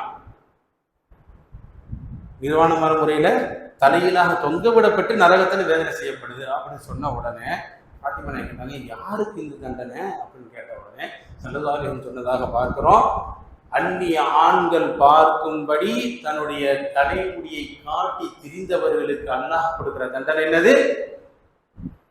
நிர்வாணமாக தலைகீழாக தொங்கவிடப்பட்டு அல்லாஹ் அப்படியே செஞ்சு பார்க்க முடியும். இப்ப இவ்வளவு ஒரு கடுமையான தண்டனை சாதாரண ஒரு முடியை பிற ஆண்களுக்கு காட்டுறதுல கிடைக்குதுன்னு சொன்னா, அப்ப அந்த மக்கள் நன்மை செய்யணுங்கிற இடத்துல போயிட்டு நம்ம என்ன பண்ணிடக்கூடாது, பாவத்தை சம்பாதிச்சுட்டு வந்துடக்கூடாது. என்னன்னு கேட்டா அங்க போனோம்னா சர்வ சாதாரணமா மாறிடலாம். அங்க போய் ஏதாவது சொன்னோம்னா என்ன எல்லா நான் எல்லாங்கிற வார்த்தையை விட்டுறணும். நம்ம அல்லாஹ் ரசூலுக்கு பயந்து மார்க்கத்துக்கு உட்பட்டு நம்ம என்ன பண்ணுவோம், பேருதலாக இருந்து விட்டு வர வேண்டும். கண்ணியமான முறையில போயிட்டு கண்ணியமான முறையில் வரணும். அல்லாஹ் தஆலா விருந்தாளிங்கிறது நம்ம என்ன பண்ணிடக்கூடாது, மறந்துடக்கூடாது. சரியா இன்ஷா அல்லாஹ். அல்லாஹ் தஆலா அந்த வாழ்க்கையை நமக்கு மௌத்து வரைக்கும் பொறுமையானதாக, ஒழுக்கமானதாக, கண்ணியமானதாக தந்து விரிவானாக. நம்ம ஊர்ல இத்தனை பேர் இருந்தும் கூட நமக்கு இப்போதைக்கு நமக்கு எல்லாம் நசீபாக்கி இருக்கான். அல்லாஹ்வுக்கு நன்றி செலுத்துங்க. நம்முடைய பயணம் நல்ல முறையாக இருக்க வேண்டும், ஆரோக்கியமானதாக இருக்க வேண்டும். இங்கிருந்து அங்க போய் பார்க்கிறோம், உட முடியாம போச்சுன்னா படுக்கை ஆயிட்டாங்கன்னா 4 நாள் 5 நாள் 10 நாள் அப்படியே இருந்துட்டு அப்படியே இருந்துச்சு வரணும். அந்த மாதிரிலாம் இல்லாம நல்லபடியா நார்மலா போயிட்டு நார்மலா வரணும். நம்முடைய உடல் ஆரோக்கியத்தை நம்ம தான் பார்த்துக்கணும். இந்த குழு ஐஸ் வாட்டர் குடிக்கக்கூடாது, மிக முக்கியமான ஜம்ஜம் அல்ஹம்துலில்லாஹ் ஐஸ் வாட்டர் இருக்கும். இங்கே சொல்லி கூப்பிட்றேன், ஐஸ் வாட்டர் இருக்கும், நார்மல் வாட்டர் இருக்கும். நார்மல் வாட்டர் மட்டுமே குடிங்க, ஐஸ் வாட்டர் குடிக்காதீங்க. நல்லா இருக்குன்னு எடுத்து ஒரு வா குடிச்சிட்டிங்கன்னா லைட்டாக கரகரங்கும். நீங்கள் ரிட்டர்ன் வர்ற வரைக்கும் என்ன விடாது, சளி உங்களை விடவே விடாது. அதே மாதிரி அங்கே போனதுக்கப்புறம் எவ்வளவு முடியுமோ ஜம்ஜம் நிறைய பை வச்சுக்குங்க. நான் பை தரேன், இன்ஷா அல்லாஹ் பை தந்துடுறேன், அந்த பையில ஜம்ஜம் பிடிச்சிக்குங்க. இங்கெல்லாம் கொஞ்சம் கொஞ்சம் கொடுப்பாங்க. அல்லாஹ் திருப்பியால் எவ்வளவு வேண்டாலும் குடிக்கலாம். போலீஸ்காரங்க சில இடத்துல விரட்டுவாங்க தண்ணி குடிக்க, அந்த இடத்துல விரட்டுற இடத்துல போவானா. அனுமதி அளிக்கப்பட்ட இடத்துல போய் ஜம்ஜம் பிடிச்சி வச்சுட்டீங்கன்னா அங்கே இருக்கிற காலம் எல்லாம் என்ன பண்ணலாம், ஜம்ஜம்மாகவே குடிச்சுக்கிட்டே இருக்கலாம். அதெல்லாம் நமக்கு அல்லாஹ் கொடுக்குற வாய்ப்பு, எவ்வளவு வேணாலும் குடிக்கும். சரிங்களா? அப்போ மற்ற இடங்களுக்கு நம்ம சுற்றி பார்க்கும்போது இன்ஷா அல்லாஹ் அந்தந்த இடங்கள்ல அந்தந்த விஷயங்கள்ல நம்ம கரெக்டாக நமக்கு உங்களுக்கு சொல்லிக் கொடுப்போம் இன்ஷா அல்லாஹ். அல்லாஹ் நாம் போட்ட அந்த பயணத்தை, நாம் ஏற்பாடு செய்யப்பட்ட பயணத்தை வெற்றிகரமானதாக அல்லாஹ் ஆக்கி தந்து விரிவானாக. இதில் ஏதாவது டவுட் உங்களுக்கு இருந்துச்சுன்னு சொன்னா இன்ஷா அல்லாஹ் எனக்கு கால் பண்ணுங்க. நம்முடைய பயணம் நெருங்கிருச்சு. எதுக்கு? கஃபான் அணிவதற்கு. அப்படிதாங்க வாழ்க்கையை ஓட்டணும். நமக்கு யாருக்கு தெரியல இல்ல, அதனாலதான் இவ்வளவு மிதப்பா இருக்கிறோம். இஷா முடிஞ்சு உனக்கு கஃபன் எப்படி இருக்கும். இப்ப இஹ்ராம் போறான். சரி, அல்லாஹ் வீட்டுக்கு போறது இவ்வளவு சந்தோஷம், அல்லாட்ட போறதுக்கு சந்தோஷப்படுவோமா? யா அல்லாஹ் பட வைப்பாயா. இங்க அதுதான் முக்கியம். இந்த பயணத்துல மிக முக்கியமான என்னது, என் வீட்டுக்கு எப்படி சந்தோஷமா வர்றியோ, என்ன பார்க்க வரும்போது எப்படி வரணும், சந்தோஷமா வரணும். அதற்கான முன்மாதிரி பயணம் தான் இந்த பயணம். அப்படின்னு வரணும். சரிங்களா? இன்ஷா அல்லாஹ் அல்லாஹ் ஹயாத்தை நீடிக்கிட்டு கேட்டவனே பொட்டுன்னு இஷாலன்னு முடிவில்லை. அல்ல நீடிக்கும். உங்களுக்கு நீடிக்கிட்டு நம்மள முறால பண்ணல, அதெல்லாம் பண்ணணும்னா இன்ஷா அல்லாஹ் பண்ணுவோம். சரிங்களா? அல்ஹம்துலில்லாஹ். அதுக்கான ஏற்பாடு நடக்கட்டும். இப்போ நம்ம அவங்களுக்குள்ள ஒரு சின்ன ஒரு அன்பளிப்புனா அதுக்கு ஏற்பாடுக்குள்ள அது பேகு இஹ்ராமு மக்கள் நான் கொடுக்க போறோம். அஜரத்தோட கையில துவா செஞ்சுட்டு கொடுங்க, நல்லா துவா செஞ்சுட்டு கொடுங்க. எதுக்குன்னு கேட்டா, இதை அடிஞ்சதுக்கு அப்புறம் துன்யா மறந்து ரப்ப மட்டுமே நினைச்சு போயிட்டு சலாமத்தா இவங்க எல்லா அமலும் கபூலான்னு சொல்லி அஜரத்தோடைய கையில இன்ஷா அல்லாஹ் வாங்கிடலாமா? அதுக்காண்டி தான் வந்து இன்ஷா அல்லாஹ் அதுக்கு தருவோம். துவா செய்ய கொடுப்போம்.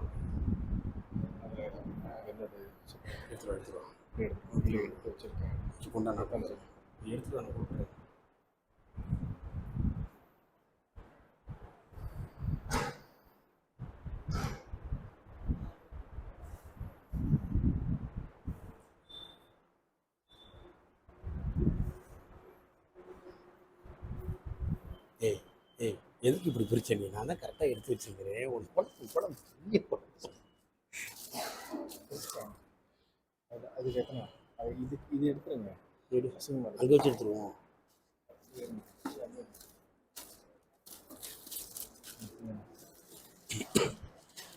அட்டையை வந்தாலும் இல்லையா வரல எனக்கு.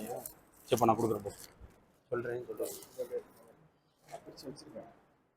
இது ஏன் இப்படி எடுத்து வச்சேன்? ஆண்களுக்கு தனியாக பெண்களுக்கு தனியாக நான் எடுத்து வச்சிருந்தேன். நீ ஏன் எல்லாம் ஒன்றா கலந்து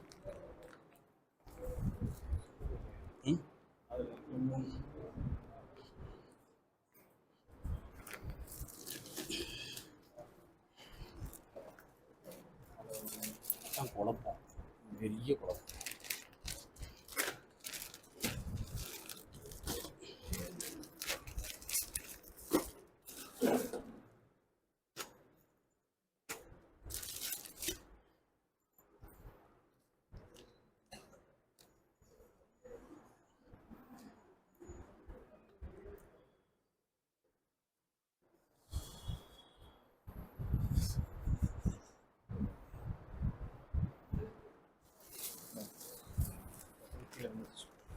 சரி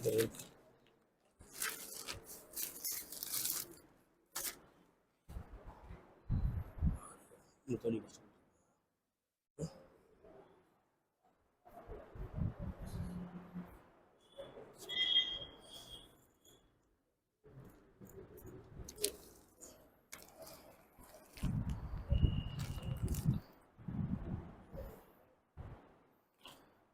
அஸ்ஸலாமு அலைக்கும் வரஹ்மத்துல்லாஹி தஆலா வபரகாத்துஹு. நம்ம ஜங்ஷன் பள்ளி முத்தவலி அவர்கள் இன்ஷா அல்லாஹ் அல்லாஹ்வுடைய கிருபையால் நம்ம கூட உம்ரா வர இருக்கிறாங்க. அல்லாஹு தஆலா அவருடைய உம்ரா பரிபூர்ணமாக நிறைவேற்றுவதற்கு துவா செஞ்சு இன்ஷா அல்லாஹ் ஹஜ்ஜத்துடைய கையில் இஹ்ராம் வழங்கப்படுது. பிஸ்மில்லாஹ்.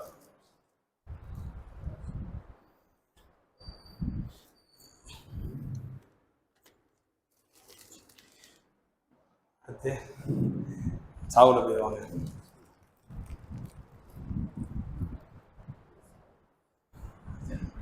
சல்மான் வரலையா?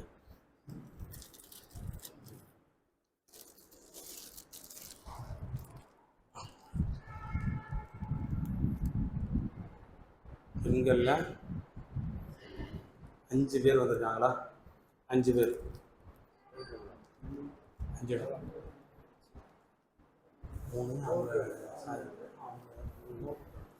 இவங்க வீட்டில் நான் தனியாக கொடுத்துருவோம். அஜித்துக்கிட்ட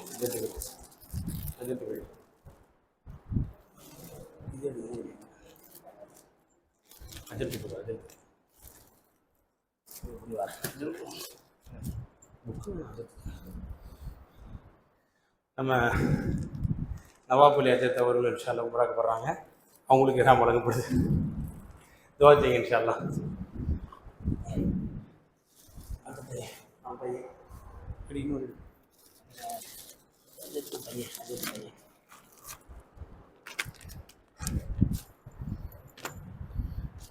அஜத்துடைய மகனாரும் வர்றாங்க. அவங்களுக்கு துவா செய்யுங்க.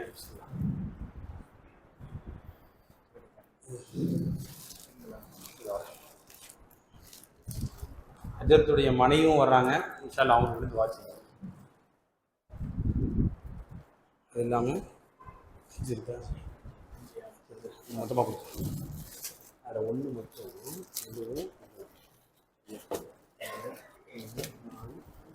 1 பேர் ரெடி பண்ணுறேன். சரியா?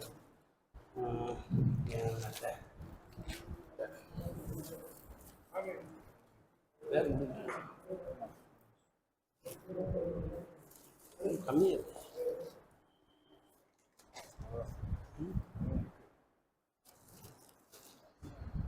அப்படியா?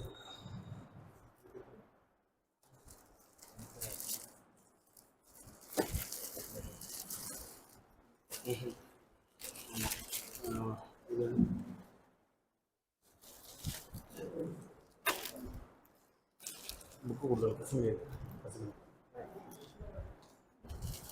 கரெக்டாக 1 கூட சொல்ல 1 மட்டும் கொடு.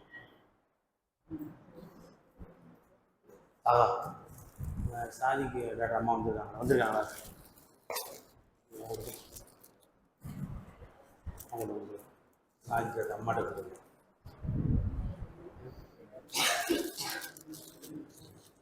அதை கூட தனியாக வை.